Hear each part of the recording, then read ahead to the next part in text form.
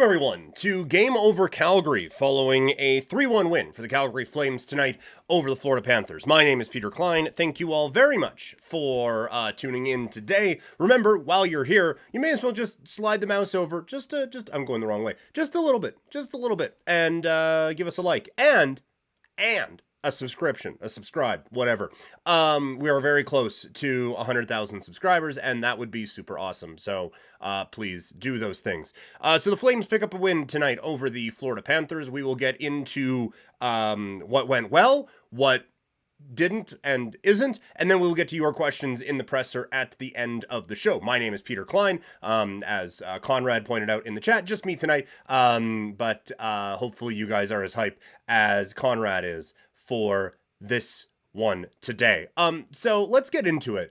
And for those of you who may not know, I've been doing this sports talk thing for a minute now, and I was taught early on, there's 3 words you should never say in a row, because we are the experts. We are supposed to be here because we have a knowledge base that is superior to those. Which the more you listen to people who are in radio, the more it's like, well, that's not true. But that was something we were told: is never say I don't know. But I watched this game. I don't know how Calgary won this hockey game. Like, I literally know how. They put the puck in the net more than Florida put the puck into theirs. So that's how you win a hockey game. But, like, watching this game on the ice, it didn't strike me until there was about 3 minutes left. And Florida's moving up ice. And Rick Ball, who's phenomenal, by the way, is building up the drama with a 3 minutes to go, Panthers moving in. It was like, oh, holy shit, they're going to win this hockey game, aren't they? Like, I did not think Calgary was the better team tonight. I don't even think they were a close second, to be perfectly honest with you. But here we are, talking about a Flames win. Like, it's wild to me where that Calgary won this game. And look, I have talked about celebrating wins and all of that because the losses will come, I would imagine. But I'm a little almost speechless, as you can tell, at the Flames picking up this win tonight, because I did not think that this was a game that was going to go their way. So, But anyway, let's get into the actual nuts and bolts of this hockey game as I try to wrap my head around this team actually winning this hockey game this evening. And the big players that step up, obviously a couple of shorthanded goals. One, they were rather shorthanded as they were down 6-on-4. Coleman gets the empty net goal. It's going to count as a goal, and at least it better because I picked him up in fantasy today. But he gets the shorthanded goal. The puck doesn't go into the net, but he gets slashed while he's on a breakaway on an empty net, which I think it'd be funny if they just made him shoot it anyway. But just skate down on penalty shot on an empty net, I think that'd be hilarious. But that's certainly not the case because this is an actual serious league sometimes. But that was great by him, and back on the shorthanded goal. And so special teams, positively and negatively, the story of this game. We'll get to the negative in a little bit. But from a positive standpoint,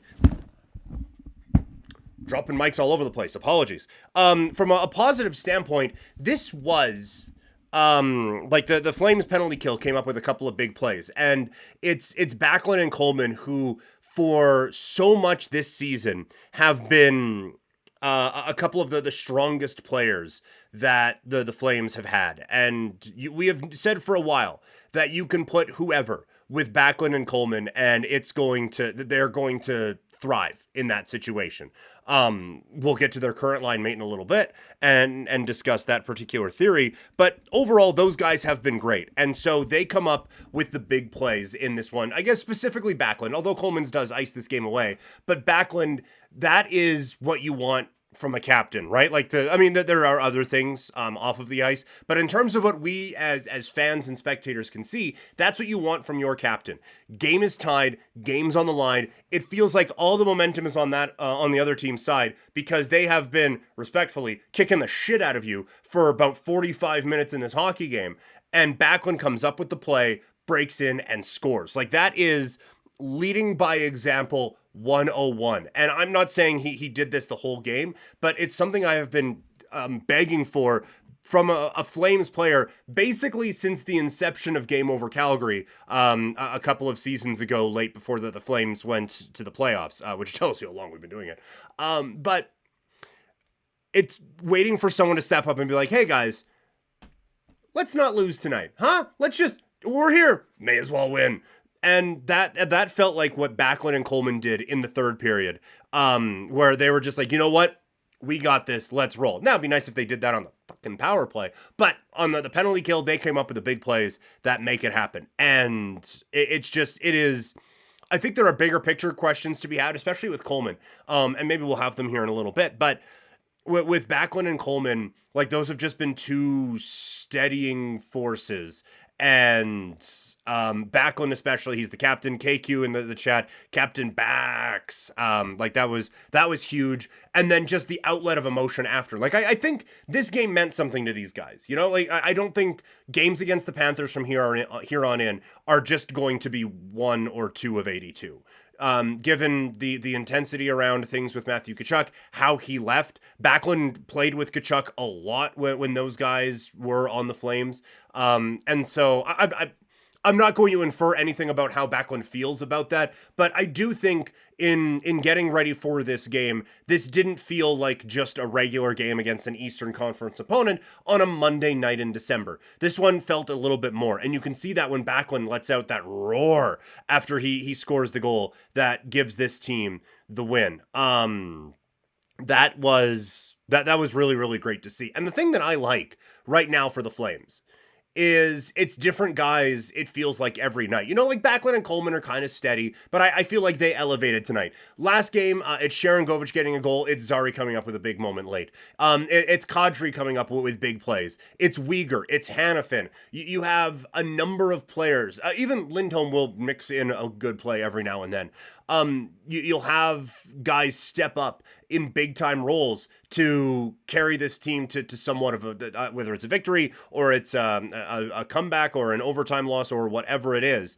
This team now has points in 4 straight games, and it feels like it's a different player stepping up each night. So it's really great to see. I think from a Flame standpoint. And again, it's something we talked about in the last one. It's again, these learning how to win when you're going to be doing a rebuild or a retool or whatever. Having the kids around games like this, I think is going to be really, really important. And you just love to see it. So good on the Flames for this one, but it's not possible without the play of their goalie, Jacob Markstrom, who was spectacular again tonight. And they were mentioning it on the broadcast, and you knew as soon as Kelly said, oh, well, he hasn't had to make a whole lot of 10 bell saves tonight. It's like, well, he's now going to have to do a backflip to stop one of these. And he basically did on that scramble in front. It was a real scramble, and it felt like once that puck bounced free out in front, where there's like 18 guys in the crease, and then you just see the puck slowly slide out. It's like, well, this is going in, and it doesn't. And it's Markstrom, and it's the defense, but Markstrom was, once again, it just steady. That's all the Flames needed from him tonight, and that's what he gave them. He was exactly what Calgary needed in this spot, where there were stretches that second period, I don't know if they touched the puck for a lot of that second period. And Markstrom was great and exactly what Calgary needed. Also, KQ in the chat saying anything is Pospisil. Love that from Pospisil. And I love the simplicity that some of these kids are playing with. Like Zari the other night, he's got Hagel all over him. I'll just put it on net. Oh shit, it went in the net. Vasilevsky missed it. And Pospisil here, like how many times on the back end, dude on you, is a guy going to try to center that in front and hope it either banks in off of a skate that's not using a distinct kicking motion or get one of his guys to put it in. Instead, just throws it on net, sees what happens. Stolarz is not expecting it at all and looked as such on that save attempt, and the puck goes in. Those are the types of plays that you love to see the kids make. And it's the types of plays, he was in this game, so that's why I'm kind of focusing on it. It's the types of plays you wish Sam Bennett would have made, right? It was like Sam Bennett, I had always made the joke, you wanted him to be the tabletop hockey guy, right? Like, you wanted him to be, hey, here is your path. It is a straight line up and down the fucking thing. Don't go this way, don't go that way. Just go this way the whole time. And he would always try to dipsy doodle around 18 different guys, and then oh, look at that. One of them is an NHL player and stole the puck away from me, and now it's back the other way and I have to take a penalty. Now you're just seeing the kids just, all right, it is a straight line. We're going to come in and put pucks on goal, and that is going to be that. So I love the simplicity that these kids are playing with, and it's a blast to watch this right now. Again, don't know how much the winning is going to matter or going to continue or any of that, but let's enjoy it while we can, shall we? Let's enjoy these victories while they happen, because this.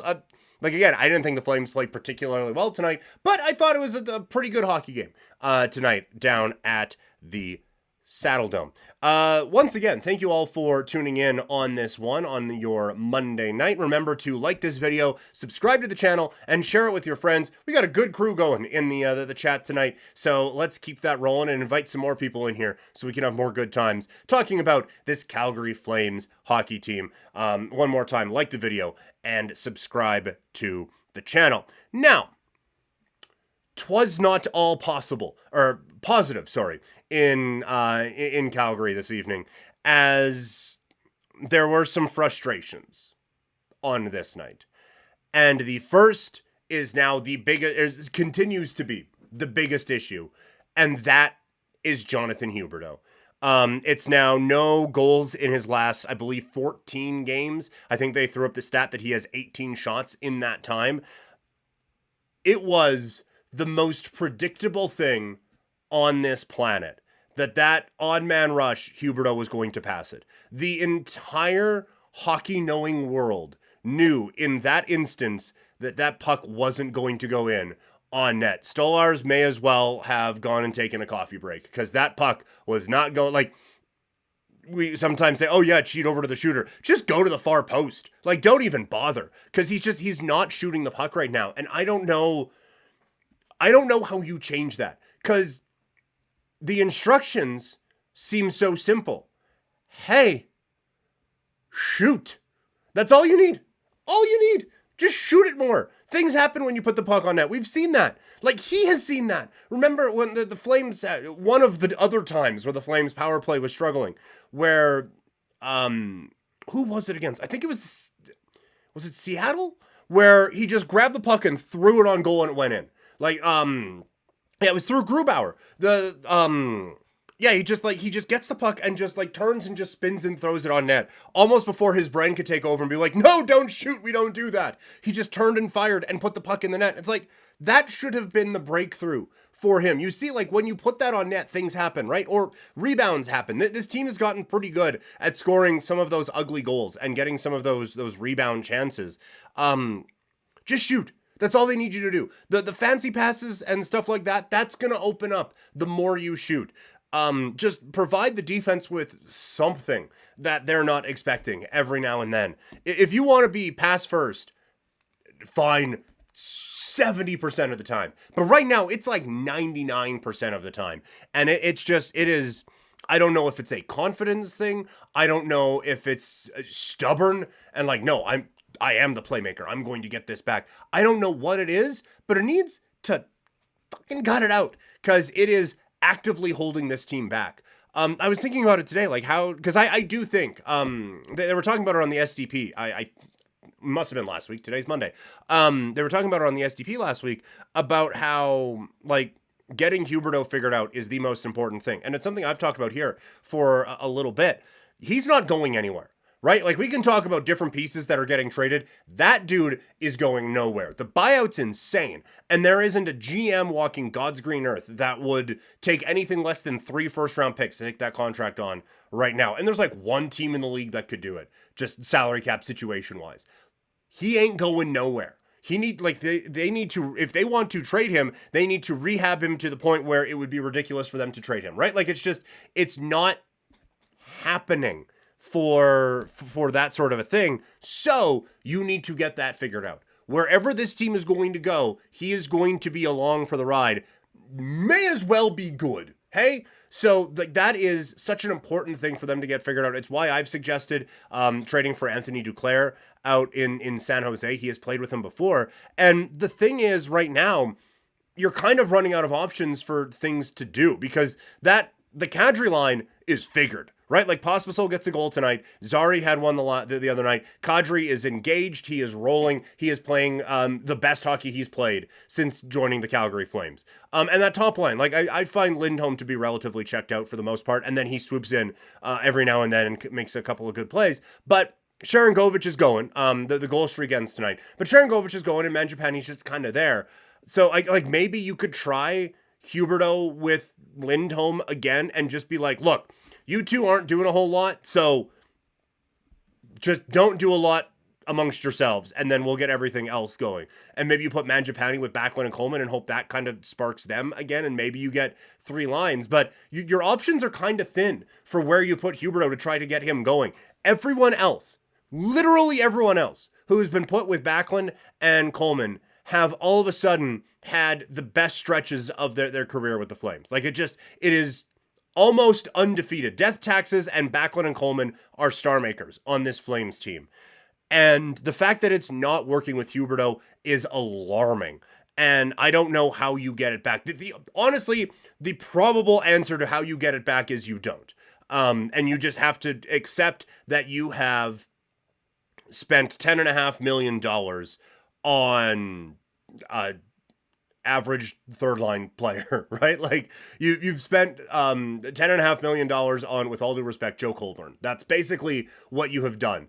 And you just you stomach it and you move on, and you yell at Murray Edwards every day. Like you just send him a reminder, hey, just so you know, this is the cost per point that Huberdeau is putting up right now, because you wouldn't let us rebuild. This is what happens. Send just every day. Schedule that, and just blast that every day, and let him know that this is what happens. Although that trade does also bring you Mackenzie Weegar, who is not far off being the Flames' best player right now. I think that is like priority 1, 2, 3 is Jonathan Huberdeau. And I think he would help solve problem 4. And that's the power play, because it sucks again. Nick Alberga tweeted out, the Flames are 11 for, I think it's 97. It might be 98 now, depending on when he sent that out. The Flames are 11 for almost 100 this season on the power play. It's dreadful. They consistently get set up with about 30 seconds left on a power play. Like it is the first minute and a half may as well not even happen at all. Like just do like the Madden accelerated clock, just like rolled that thing so we get to 30 seconds, we actually get this thing set up. It's abysmal. And they've tried a lot. I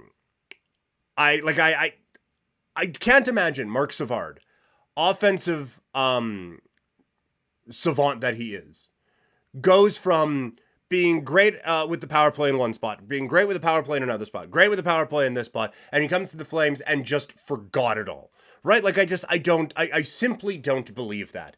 So I don't know if what he is preaching isn't getting figured out, if it's just not clicking, if there's a confidence thing. I do think like I've talked about it before, they don't really have a zone entry guy. Like they don't have a Johnny who can make a bunch of moves at the blue line. They don't have a burner like Nathan McKinnon who can back the other team off at the blue line. So entries are a major concern for this team, but holy freaking hell, is it awful. Carnveer Gill, and apologies if I'm saying that wrong, in the chat, Monahan has 5 power play goals this year. Flames have 11. Yeah. That's where this team is at power play wise right now. You feel 100% more confident when the team is shorthanded than when they have a power play. Like it is brutal.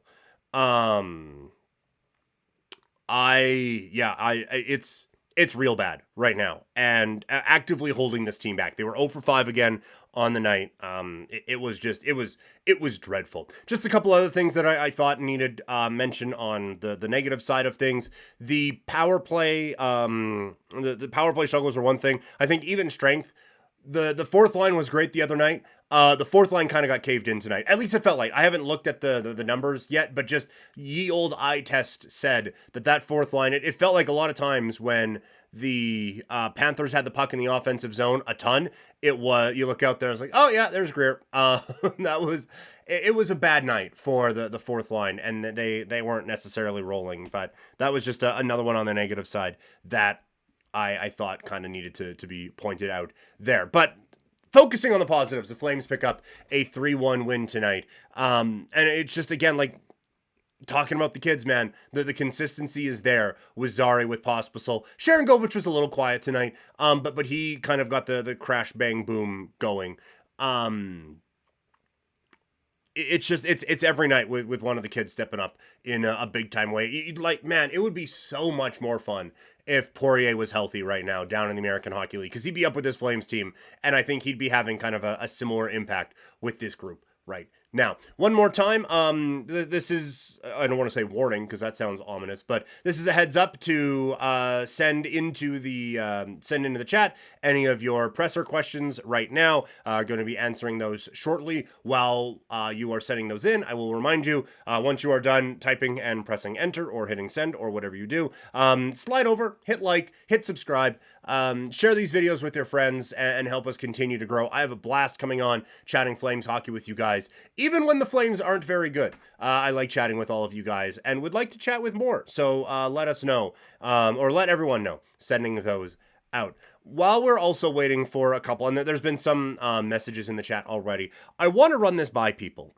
because we are obviously entering a new era for the Calgary Flames, right? Like there are going to be big changes made. And a lot of the focus has been on the unrestricted free agents.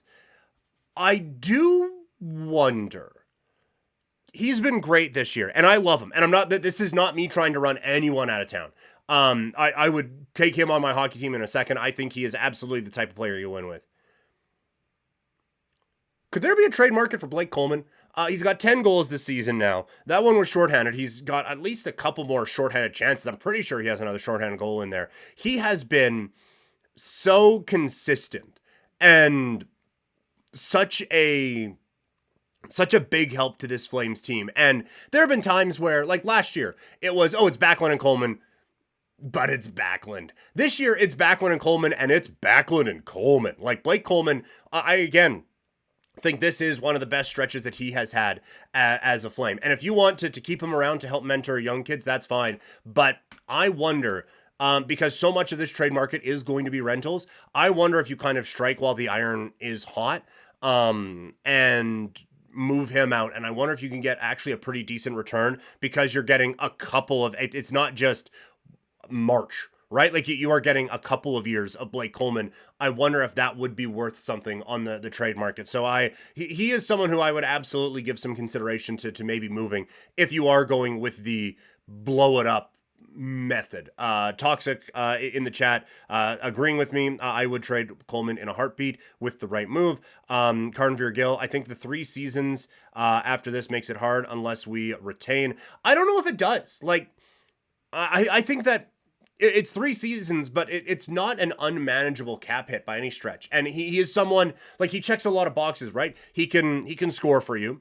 He is fine in his own end. He can kill penalties, as we saw tonight. You can trust him in end of game situations. He has been there before, which is something that these GMs really covet. Like he has all of that playoff experience. I think a lot of things. So honestly, I think getting 3 seasons of Blake Coleman is actually a selling point and not we have to retain salary on this for 3 years. I think it's beneficial. And I think because the Flames were able to get out from Zadorov's contract without having to retain any of it, they do have the 3 retention spots available. I still think you use those 3 on the 3 unrestricted free agents who are moving on out, but I wonder if you get a little bit creative and you flip a lower pick to a team to retain Coleman, and then they technically send him to wherever, and make a kind of a 3-team trade that way. But it's something that I've wondered for a little bit, because I don't think that cap hit is all that much of an issue right now. And the chat there, you could probably pitch it to Lou Lamo. Like he kind of fits the New York Islanders, right? Like he would be another one of those guys. But like I feel like he fills a need for a lot of teams that are looking for a little bit of sandpaper and stuff like that. Like cap wise, they could never do it, but he feels like he fits with the Leafs, right? Like he feels like he would be one of those guys. Brady was talking after the Jets win that they need another forward. Now a lot of the talk was around centers. But a Blake Coleman would fit in on the Jets yesterday.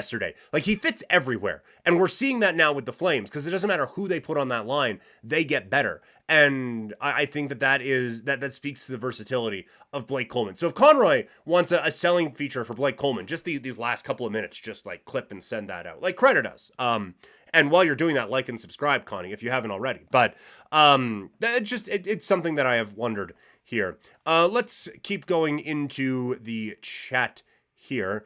Conrad asking, is this stretch of power play form worse than the Brouwer play? Oh, man.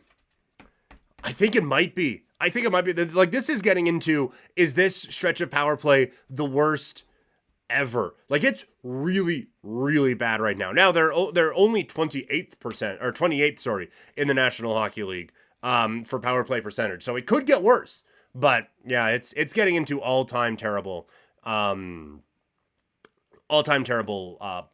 level here. Which would a trade of Lindholm and Hanifin, both at 50% retained, to San Jose for Duclair and Jan Rutta with some late round picks from San Jose. Could that help? Like it could. I don't think San Jose is in a position to take win now players unless they then flip those guys right away for Lindholm and Hanifin. But I think they would lose some leverage in that because no one would think that those guys, that San Jose would just keep them. So I like where we're heads at, trying to get a couple of pieces out of there, but I don't think that would be necessarily the case.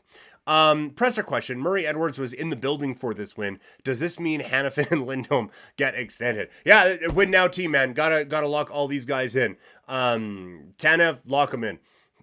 Lindholm, lock it. Hanifin, bring it on down. Trade Dustin Wolf and move him for Adam Lowry. Yes, it fully win now. But I mean, hey, talk about big celebrities at Flames games. Last game, it's Tate McRae. This game, Murray Edwards. My word, what have we done to become so lucky out here in Calgary? His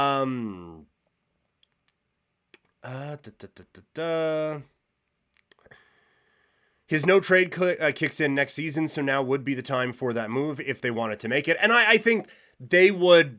I think they would give him a heads up. Like, I don't think he would be blindsided by any type of move. I think they would be like, hey, would you be cool with this? And where would you be cool going? Like, I don't think it would be an official no trade clause, but I think they would kind of help him out and try to give him a soft landing spot right now.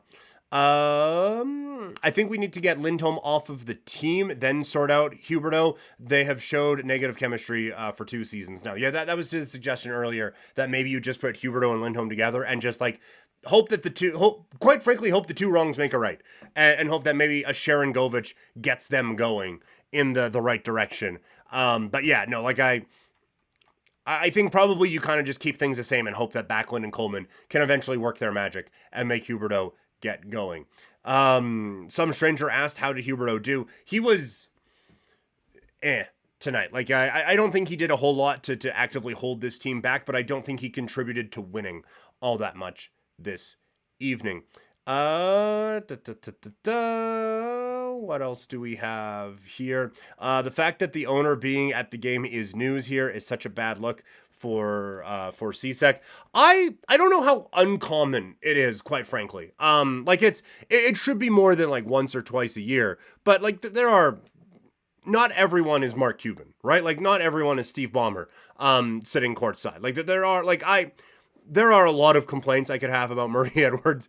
A lack of Murray Edwards isn't one of them, though. So, like, yeah, no, it's not great that it's like, oh my God, he came to his 1 game a year. Like you'd like it for a little bit more than that, but I don't know if I need him around for much more than that, to be perfectly honest with you. But to each their own. All right, I think we're gonna call it here. Flames win 3-1 over the Florida Panthers. The next time Game Over comes at you is after the next Flames game. They are back at it Thursday against the Ducks of Anaheim. Audie is going to have things covered for you for the next couple of games. I will be back after the brief holiday break. We will see if all of these players are still on the Calgary Flames and if the team is still rolling. So, one more time, I have a blast chatting with all of you. Thank you guys so much. Give us a like, give us a subscribe. Hit subscribe. And I'm not going to see all of you till after the holidays. So whatever you celebrate this time of year, I hope it is merry or happy or just awesome. You guys are great. We'll talk to you all later. I'm out. Bye.